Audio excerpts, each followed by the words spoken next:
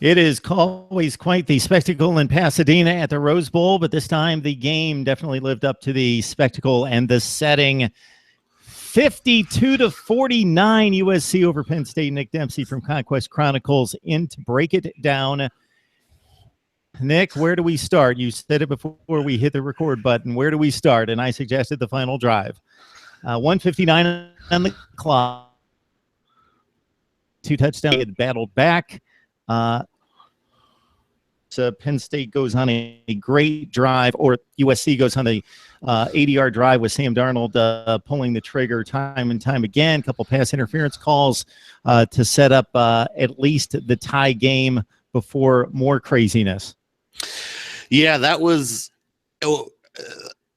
craziness is the right word. I don't know how Sam Darnold continues to do it.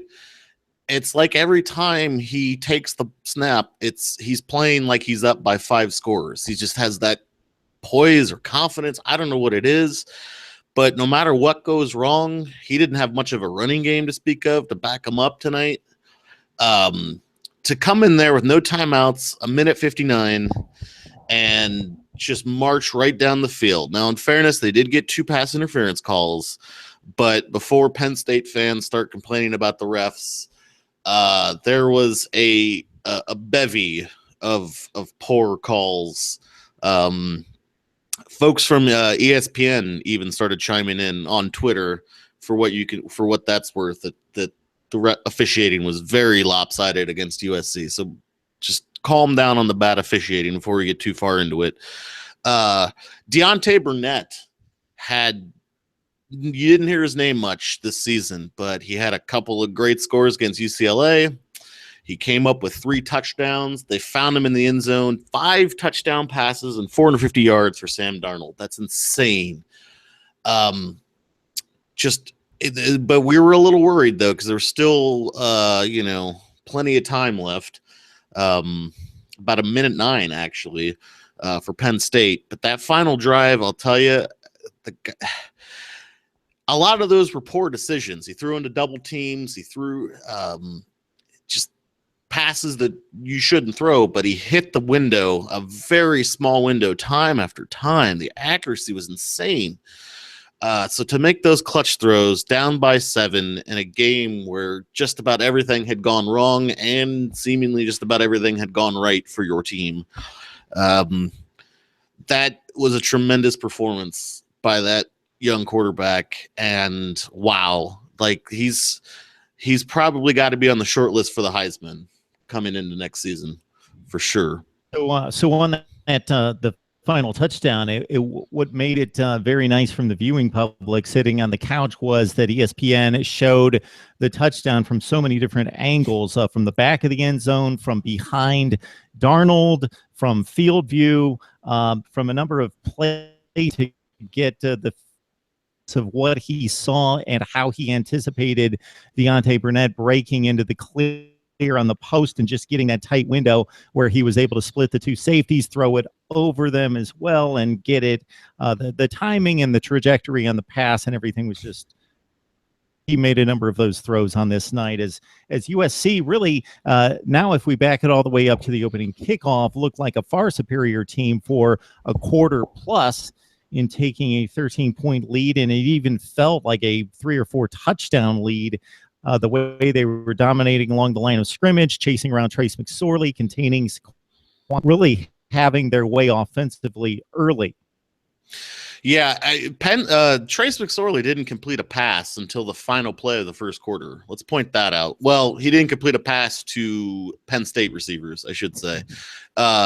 First 2 possessions for Penn State were both interceptions.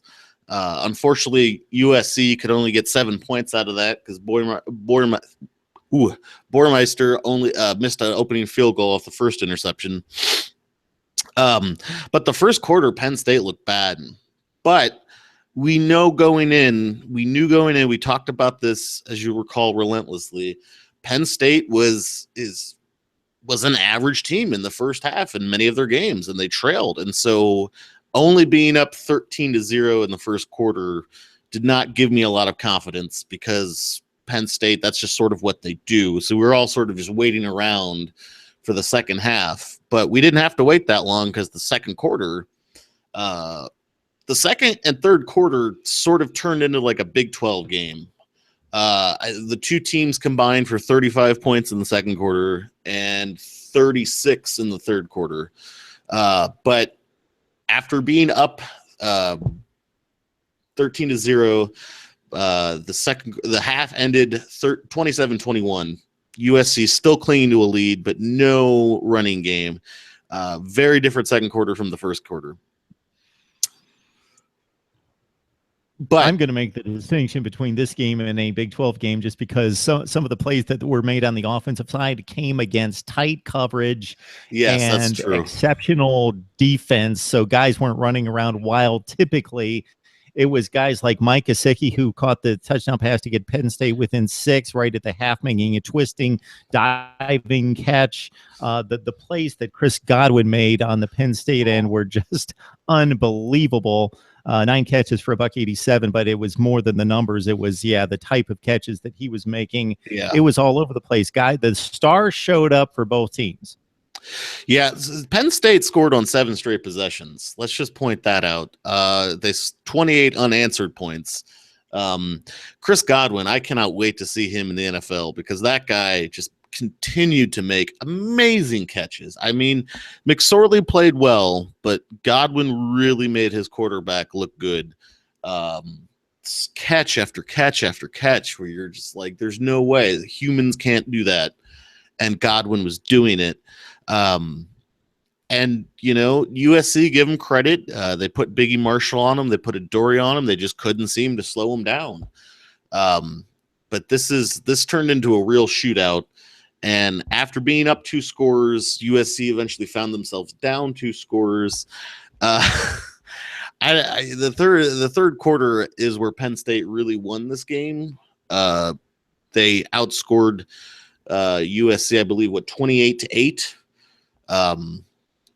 But USC won the fourth quarter, which is bizarre because in the fourth quarter this season, Penn State has been one of the greatest football teams in the country, if not the greatest. If Penn State played like they normally do in the fourth quarter for a full 60 minutes, Penn State could beat anyone in the country. So it was very concerning when they had a comfortable lead headed into the fourth quarter. The quarter they win, I don't think a lot of folks expected USC to not only win the fourth quarter, but come back and win the game. And that's exactly what they did. And they did it without Cam Smith, who was ejected. Shortly thereafter, Adoree Jackson left the game with what actually turned out to be an ankle injury, even though on the replay, it definitely looked like he screwed up his knee pretty hard. But the sideline reporter said it was the ankle. And then running back Justin Davis went down as well. So 3 key USC players went out of the game late, and they beat Penn State in the spot where normally Penn State dominates, which is the fourth quarter. Give credit to Sam Darnold for being clutch, but the defense, without 2 of their best players by far, came up with the stops when they needed to. Penn State was shut down in the fourth quarter. And this is after getting just torched all game long. The USC defense, when they needed to, made the stops. It's going to look like a really bad day on the stat sheet, but when it came down to it, they got the stops. And Leon McQuay, that interception, oh my goodness. When he dropped that interception on second down, my heart sank because I thought, oh, that guy had the game for him. And then when he came right back and picked it off, I mean, my goodness, to get another opportunity like that and then capitalize on it. Good on you for Leon McQuay. I'm really impressed by how the defense played in that fourth quarter. The first 3 quarter, the second and third quarter, not so much, but the first and fourth, unbelievable performance by the Trojans on defense. Yeah, that's not typically where you would go for credit in a 52-49 win, but it gave time for the offense to get established and make plays and get a nice little comfortable lead that didn't turn out to last very long. Yes, when Penn State was just on fire, you said 7 straight touchdowns, that they came up big. I think for as entertaining as the first half was, and being 27-21 and Penn State making a run at it to get close, that Saquon Barkley 79-yard touchdown run that was just completely ridiculous, where he broke like 3 tackles, then reversed his field and outran everyone to the corner of the end zone, that got Penn State to its first lead of the game at 28-27, just kind of set the stage for just the half that we saw on the offensive explosions and just the superior plays by the gifted athletes on both teams.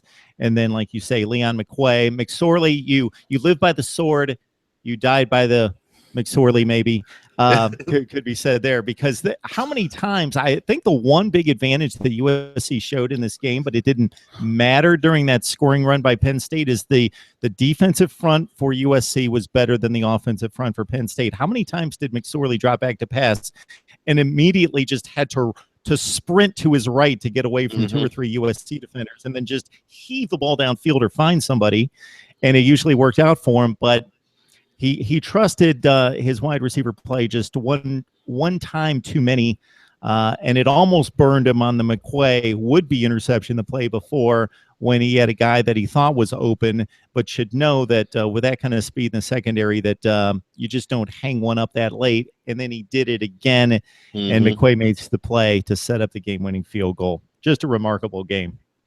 And keep in mind, there was a point in the second half where Penn State had run all of 3 plays on offense, and they had 21 points off those 3 plays. I don't know how, if you're the USC defense, you don't just kind of completely deflate and hang your head and say, well, let's just try to keep it close and win it in a shootout. They came firing back, and I got to say, they could have easily given up, but they came out strong in the fourth quarter. McQuay stepped up, made an awesome play. Again, you're right. They gave up 49 points. I'm not going to sit here and tell you it was a miraculous night for them by any means. This is by far and away statistically their worst performance, at least since Alabama. But when they needed to, man, did they ever make some stops. But McSorley, we knew Penn State in the middle up front was weak. And that cost them, because when they really needed to get a first down, they couldn't, and chew up clock, they couldn't just run it up the middle, move the chains. And McSorley, as you said, kept rolling out all night, almost as his first instinct, because the Nittany Lions just could not stop him up front. But he was fast enough to get to that edge, and that was one of the key points of concern for the defense, was being able to keep McSorley in the pocket and force him to be a pocket passer. USC pretty much couldn't do that all night. McSorley got the edge, and one time too many, I guess, or 2 times too many, but Leon McQuay timed it up. I guess when you have to keep hitting home runs, eventually you're going to strike out, and that's sort of what happened. But another thing, I was impressed that Clay Helton, even after the interception, rather than saying, okay, Sam Darnold's the hot hand, let's give him the ball and take a shot at the end zone because he's been doing it all night, he said, no, we're going to set up and give it to Matt Boermeister, who's already missed 2 field goals. And had he made either one of those, this is not an issue. We don't have to worry about this. So that's a gutsy call, a gutsy and or maybe foolish call. It worked out, so of course he's going to get credit for it. But it takes a lot of guts for you to say, hey, I know you're 2 for 4 on the night, kid, but go out there and win it for us. And sure enough, his dad, Boermeister's dad, a UCLA alum, I might add, the kid went out there and he nailed it through and gave USC the 52-49 win. Unbelievable guts, clutch performances by pretty much everyone on the team in that fourth quarter. There's if you would have told me that USC would win this game by winning the fourth quarter against Penn State, I would have told you that's not going to happen. There's just no way. But sure enough, that's what they did. They beat Penn State at their own game, which is dumbfounding to me. Definitely a key point you brought up was that despite all the offensive fireworks for Penn State on this night and scoring at will in the second half, the stops by the USC defense and Penn State's inability, not because of Barkley, certainly because he's one of the best in the business. Oh, yeah. Because line was dominant over Penn State most of the night, or at least was the better unit. They could not get the first down when they needed it. They needed to move the ball on two different occasions specifically. They in the last 8 minutes, any of those drives, if Penn State would have generated any semblance of offense the last 8 minutes, they could have salted away the game. But specifically, the preceding drive to the 80-yard drive by Sam Darnold, they had it in their hands to run some clock and put him in worse shape. Not a $159 with 80 yards to go, but 45 seconds left. If they get a first down, then they're in a real precarious position where it's almost impossible. They've got like a 5% chance of scoring the game-tying touchdown, or certainly with a $120 left on the clock to do anything just to get into field goal range. And they got a decent kick return to be able to win the game, and they could do nothing against the USC defense. So despite the 49 points and the explosion and the gifted playmakers on the Penn State offense, game balls go to the USC defense in the clutch.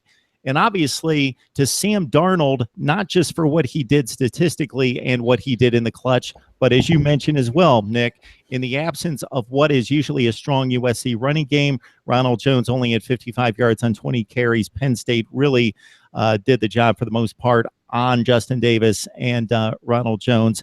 And so everything, 53 attempts, all on the shoulders of Sam Darnold and those tremendous playmakers on the outside for USC.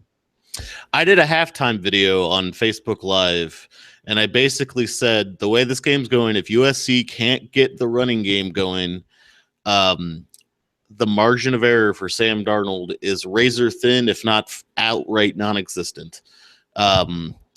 And sure enough, USC did not get the running game going, and Sam Darnold carried the game. He did have a couple of mistakes, that interception there that was returned back to, I believe it was the 5-yard line or maybe the 3.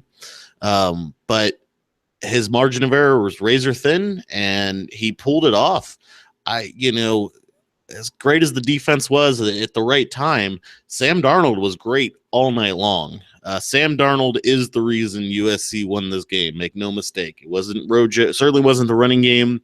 As much as Clay Helton likes to say we want balance, that was not the case this game. But Sam Darnold just kind of took the game over on his own and spread the ball around. Everybody, all the receivers got in on the action. Everybody had a clutch play or a clutch catch at some point.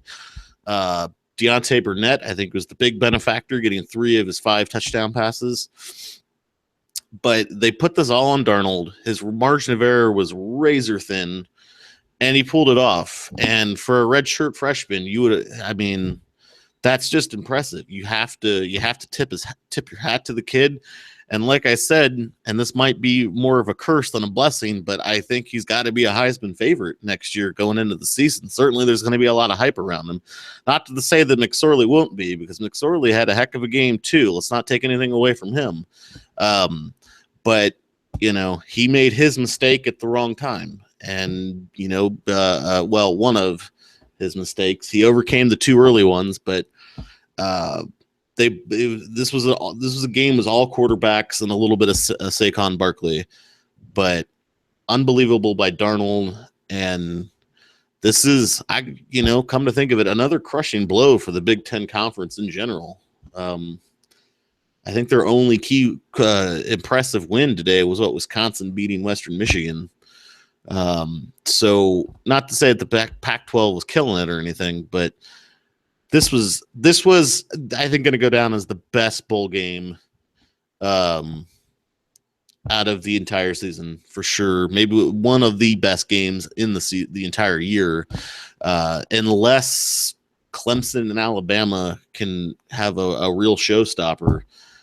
This has to go down as game of the year, certainly bowl game of the year. Yeah, it was definitely something else, and we certainly will discuss and dissect the ramifications of this game and the personnel setups for USC and Penn State, but specifically, obviously, the Trojans heading into 2017, but the future looks bright for both programs, and specifically, again, USC. 52-49, and you would think, despite 3 losses, the 9-game winning streak and the wins over some impressive teams, including this Big Ten champion, that USC would be pushing that top 5 ranking to close out 2016. All right, for Nick Dempsey, I'm Mark Rogers, and we'll wrap it up right here. But Nick, we appreciate it. What a great year this was, man. Well, final 2/3 great, but anytime, Mark. Nick, we appreciate it. Have a good one.